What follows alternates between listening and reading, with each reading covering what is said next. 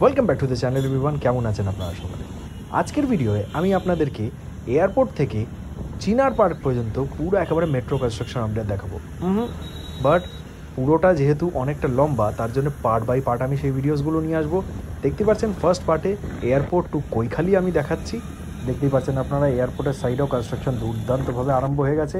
এটা পুরোপুরি এয়ারপোর্টের যে প্রেমিসেস ওয়ালটা ছিল সেটাকে ভেঙে আরও ভেতরের দিকে করে সেইখানটায় পুরো একেবারে ডিগিংয়ের কাজ আরম্ভ হয়ে গেছে, যাতে এইখানটা টানেলিংয়ের কাজ করা যেতে পারে। কাজটা দেখে তো বুঝতেই পারছি খুব দ্রুত গতিতেই এগোচ্ছে।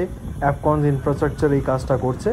And believe me, Chinar park থেকে কলকাতা এয়ারপোর্টের যে স্ট্রেচটা, সেটা সবচেয়ে দ্রুত গতিতে কনস্ট্রাকশন হওয়া স্ট্রেচ হয়ে উঠেছে আমাদের কলকাতা মেট্রোর। কারণ এটা আপনারাও ফিল করেছেন নিশ্চয়ই যে আমি কিছুদিন পরই ভিডিও নিয়ে আসছি এই স্ট্রেচটার, অ্যান্ড প্রত্যেকবার আমি আপডেট আপনাদেরকে দেখাতে পারছি। অ্যান্ড পার্ট 2-তে কৈখালি থেকে হালদিরামসের আপডেট দেখতে ভুলবেন না।